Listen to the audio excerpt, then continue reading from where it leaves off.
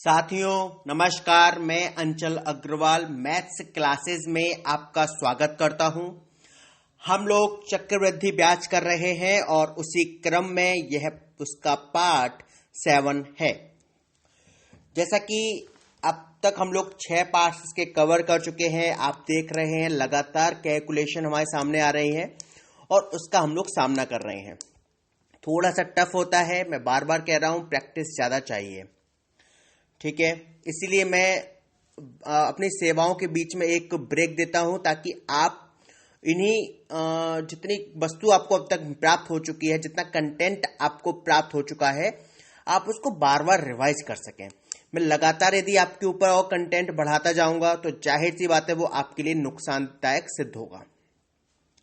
मुझे भी एक ब्रेक देना होता है ताकि आप लोग उनको रिपीट करें, अपनी प्रैक्टिसेस के कुछ क्वेश्चंस को ढूंढें मैथ्स की किसी बुक में से, और उसके बाद आप प्रॉब्लम्स को मेरे सामने लाएं।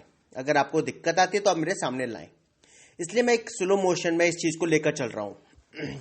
कराने को बहुत ही फास्ट करा सकता हूं, लेकिन शायद वो अगर आपके ऊपर से ही निकल जाए तो फायदा कुछ नहीं है। और हमारा तेज कराना कहीं भी उद्देश्य नहीं है। शुरुआत से अब तक मेरा कहीं भी उद्देश्य ये नहीं है कि मैं आपको तेजी से कवर करूं। मेरे पास कोई प्रेशर नहीं है कि यार मैं तेजी से कवर करूंगा तो मुझे इसके लिए बहुत बड़ी वैल्यू मिलने वाली है। Not at all. क्योंकि मैं आपको यदि स्लो कराऊंगा और आप उसको स्लो स्लो सीखें तो जाहिर सी बात है वो आपका, जब आप उसको बड़े रूप में देखेंगे तो आपको लगेगा यार हम लोग कितना सीख चुके हैं।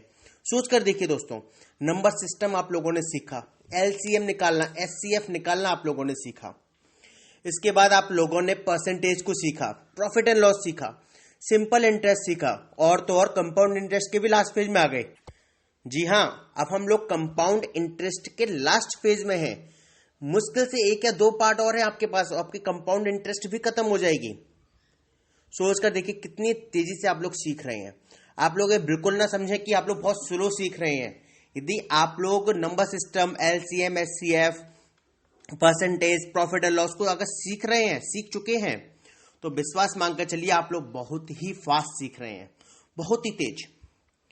ओके, क्योंकि कई लोगों को इन्हीं चीजों को सीखने में और इनको अप्लाई करने में न जाने कितना समय लग जाता है, और आप लोग तो बहुत फास्ट सीख रहे हैं।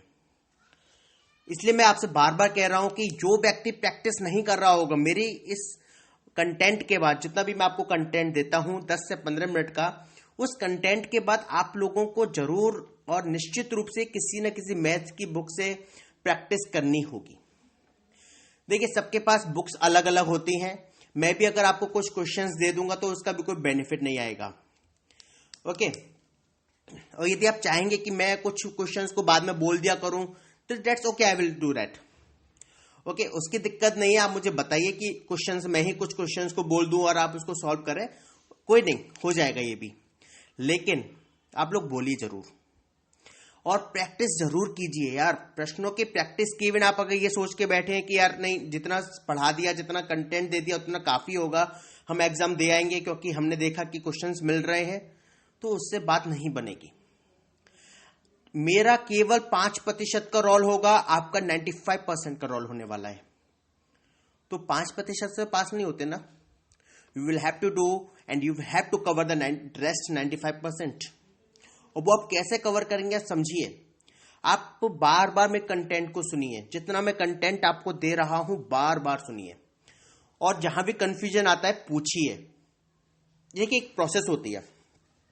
आपने मेरा कंटेंट को या मेरे दिए हुए एक लेक्चर को आपने 10 मिनट या 15 मिनट सुना, राइट। उसके बाद आपने दोबारा सुना, तो पहली बार जब आप सुन रहे हो तो आप केवल 5 से 10% गेन कर रहे हो। 10% मान लीजिए आपने गेन कर लिया। जब आप दोबारा सुनेंगे तो आप 25% तक गेन कर जाओगे। ओके, 25% आपने गेन कर लिया। उसके बाद आपने कुछ प्रैक्टिस क्वेश्चन अपने पास से उठाए अपने बुक में से, और मेरे बताए हुए तरीके पर आपने 5 या 10 क्वेश्चन कर लिए, तब आप सीखने की प्रोसेस में 90% पहुंच जाएंगे। तुरंत आप एक बार में 65% की छलांग मारेंगे और 90% हो जाएगा। उसके बाद जब आप उसको 1 वीक या 2 वीक सवार रिवाइज करेंगे तो आप देखेंगे कि आप उन क्वेश्चंस को 100% पकड़ पा रहे हैं।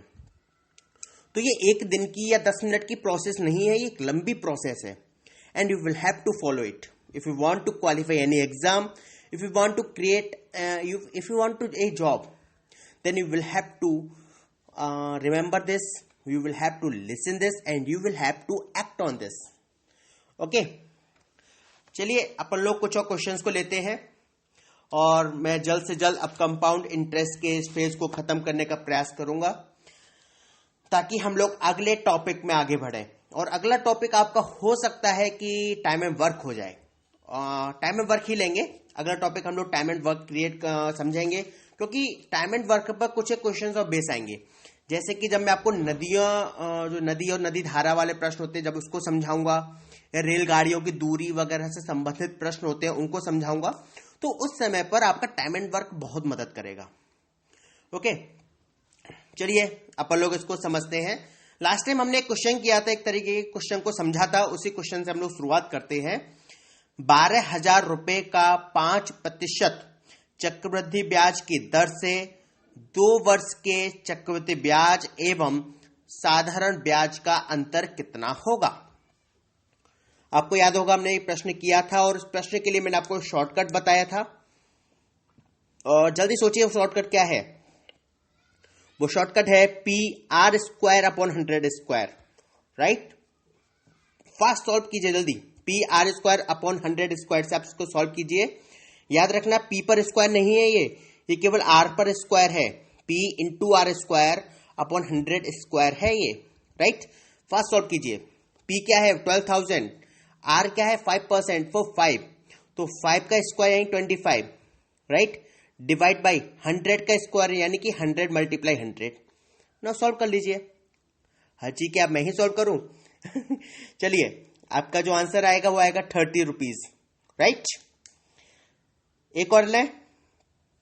चलिए इस प्रश्न को थोड़ा सा घुमा के लेते हैं, ठीक है। इस ट्रिक को हम थोड़ा सा घुमा कर लेते हैं, देखते हैं आप लोग सॉल्व कर पाते हैं या नहीं। 8% वार्षिक चक्रवृद्धि ब्याज की दर से किसी राशि के 2 वर्षों का चक्रवृद्धि ब्याज एवं साधारण ब्याज का अंतर 14 रुपए 40 पैसे हो तो वह राशि कितनी है। प्रश्नों को ध्यान से समझिए। हमसे यह नहीं पूछ रहा कि अंतर कितना होगा, चक्रवृद्धि ब्याज और साधारण ब्याज में अंतर कितना होगा, हमसे यह प्रश्न नहीं पूछ रहा।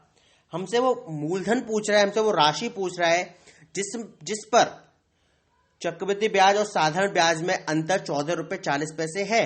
8% वार्षिक जब ब्याज दे है तो, राइट। फॉर्मूला वही लगाएंगे अपन लोग, PR² / 100², ठीक है। लेकिन इस बार हम लोग क्या करेंगे कि हम फॉर्मूला किस चीज के लिए है, ये इन दोनों का अंतर के लिए, राइट। तो फॉर्मूला लगाइए, PR² / 100² is equal to CI - SI। यही तो फॉर्मूला है आपका। तो आपको P मालूम नहीं है तो P × R है आपका 8, तो 8 का स्क्वायर कर दीजिए आप। 8 का स्क्वायर क्या होता है 64, तो P × 64 डिवाइड बाई 100 × 100, क्योंकि 100 का स्क्वायर आएगा, इज इक्वल टू 14.40, 14 रुपए 40 पैसे। सॉल्व कर लीजिए, अब क्या रह गया। P × 64 divide by 100 × 100 is equal to 14 rupees 40 paisa, यानी कि 14.40। क्रॉस मल्टीप्लाई कीजिए एंड सॉल्व कर लीजिए इसको। ओके, थोड़ी सी मदद करूं, चलिए करिए, सॉल्व करते हैं।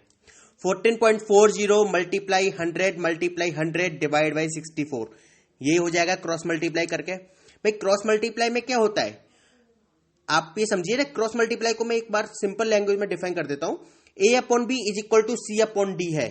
मान लीजिए A/B is equal to C/D है, मतलब A divide by B is equal to C divide by D। तो क्या होगा कि B का मल्टीप्लाई C से हो जाएगा, A का मल्टीप्लाई D से हो जाएगा, तो A × D is equal to B × C हो जाएगा।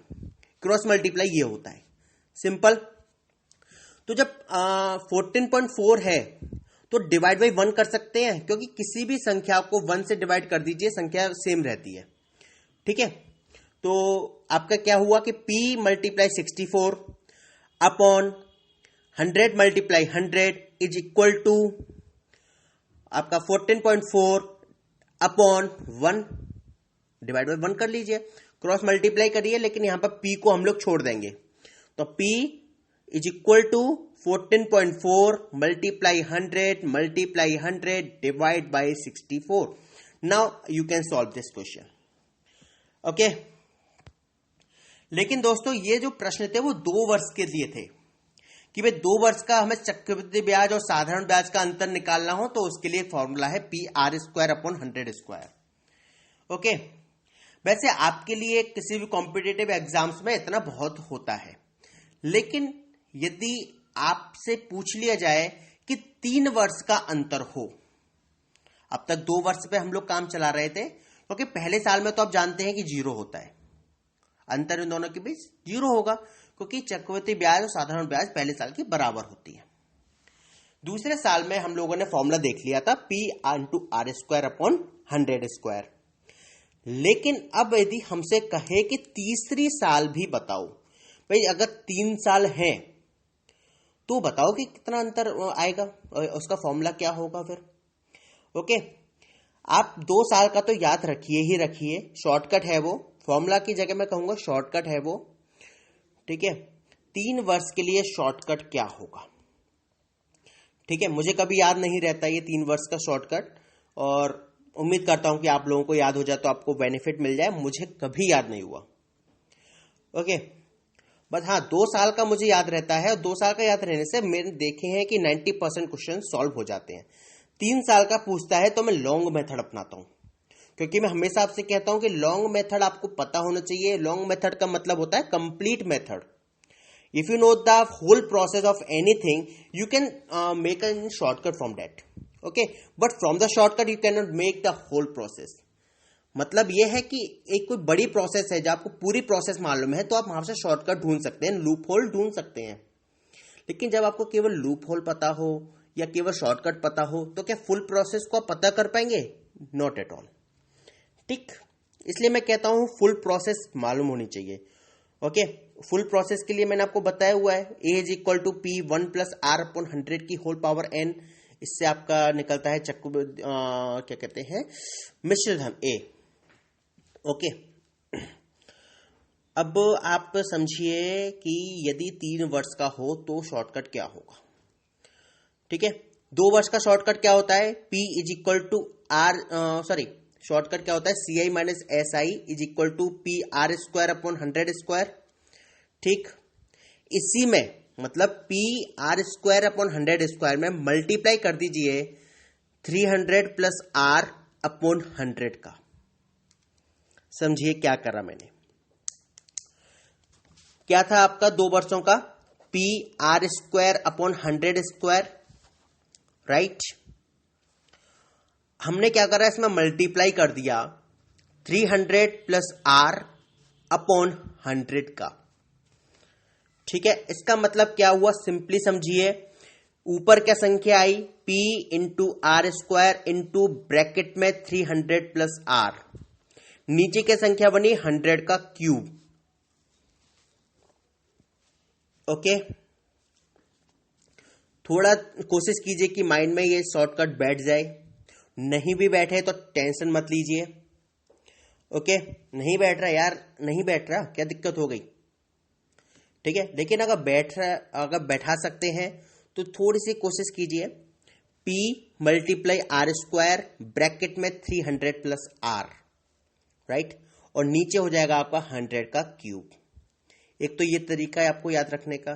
दूसरा तरीका है कि भाई आपने ये देख लिया कि 2 वर्षों का क्या होता है, तो PR²/100², और 3 वर्षों का निकालना है तो मल्टीप्लाई कर दिया 300 + R/100 का.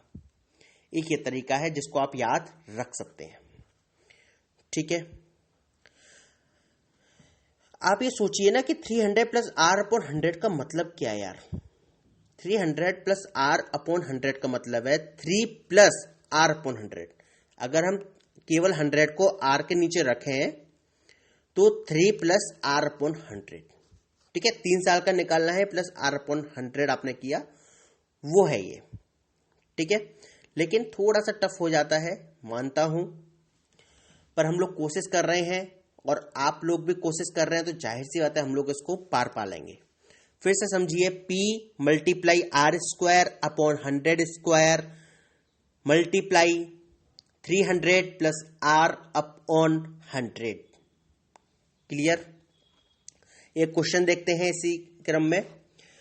10% वार्षिक चक्रवृद्धि ब्याज की दर से 5,000 रुपए का 3 वर्ष के चक्रवृद्धि ब्याज एवं साधारण ब्याज का अंतर कितना होगा? 5,000 आपकी राशि है, 3 वर्ष का पूछ रहा है, चक्रवृद्धि ब्याज और साधारण ब्याज के बीच अंतर पूछ रहा है, रेट ऑफ इंटरेस्ट दे रहा है 10%। क्लियर? ओके, मैं इसको करने का दूसरा तरीका भी आपको बताऊंगा, ठीक है, पर अभी हम लोग ऐसे ही करते हैं। चलिए फॉर्मूला लगाइए, जो आपका शॉर्टकट है वो लगाइए। तो P का मतलब 5,000 मल्टीप्लाई आर स्क्वायर, आर कितना है आपका 10 स्क्वायर अपॉन 100 स्क्वायर, ठीक, मल्टीप्लाई 300 प्लस आर, आर कितना है 10, 300 प्लस 10 अपॉन 100। सॉल्व कीजिए। P की वैल्यू 5,000 मल्टीप्लाई 10 का स्क्वायर क्या हो जाएगा 100, नीचे क्या है 100 मल्टीप्लाई 100, फिर आपका 310 अपॉन 100 है। एक 100 से नीचे वाला 100 काट दीजिए, जो 5,000 मल्टीप्लाई 100 बना 10 का स्क्वायर होके, उससे एक 100 कट जाएगा। ऊपर क्या बचा 5,000 मल्टीप्लाई 310 डिवाइड बाई 100 मल्टीप्लाई 100, क्योंकि एक 100 कट हो चुका है ऊपर और नीचे से। क्लियर? 5,000 में से आपके 3 जीरो कट जाएंगे। ओके, ये 2 जीरो काट दीजिए, पहले 50 बचेगा। ओके, नीचे से भी आप 2 जीरो काट देंगे, 100 मतलब एक 100 फिगर कट जाएगी, तो 50 मल्टीप्लाई 310 अपॉन 100 बचा। क्लियर? 50 में से भी एक जीरो चला जाएगा और 310 में से भी एक जीरो चला जाएगा। ऊपर क्या बचेगा 5 मल्टीप्लाई 31, और नीचे से भी दोनों जीरो चले जाएंगे, तो नीचे कुछ भी नहीं बचा, 1 बचा ओनली। तो फिगर क्या बची 5 मल्टीप्लाई 31 दैट इज 155। 5 गुणा 31 इज इक्वल टू 155, और 155 हो गया आपका आंसर। ठीक, तो ये एक थोड़ी ऐसी प्रोसेस है जहां माइंड बहुत लगाना पड़ रहा है यार।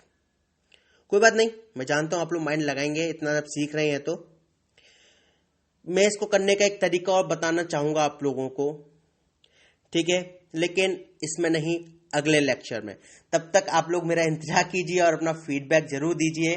मैं आपके फीडबैक की प्रतीक्षा में हूं। धन्यवाद।